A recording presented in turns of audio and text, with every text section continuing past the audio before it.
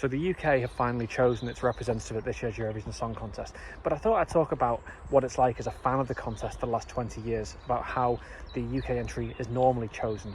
At some point in January, other countries will start to make announcements about who's going to represent them, and we'll get very excited that we'll get the same thing.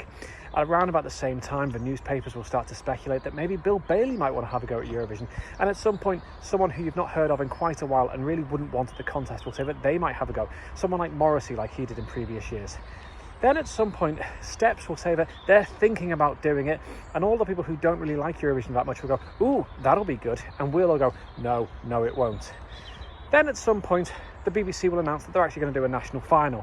We'll get really, really excited, expecting a 6-week television Saturday night extravaganza where 32 of Britain's best songwriters and singers compete for the chance to win and represent the United Kingdom, sort of like what they do in Sweden or any of the other countries that took Eurovision seriously in those days. What we'll actually be left with is a Thursday night on BBC 4 when 5 failed X Factor contestants plus one person who nearly got out of the battles round of The Voice will end up singing it out with songs that are so commercially mass produced that literally anyone could have written them in a Swedish songwriting camp. Then at some point the song will win.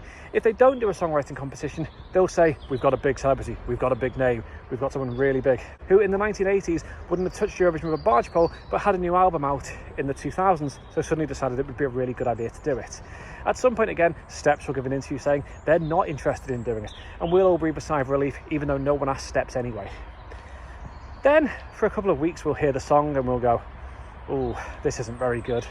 Oh no, this isn't the one. We shouldn't have picked this song. Why did we pick this song? Who picked this song? Oh, the British public can't be trusted to pick this song. And then at some point we'll begin to go, well, actually, we could maybe, if they staged it right, if she sings it well on the night, if he does well on the day, and maybe we can convince ourselves that if those sixth formers with an A level in music could actually perform well on the night, that actually maybe we could do well on the night.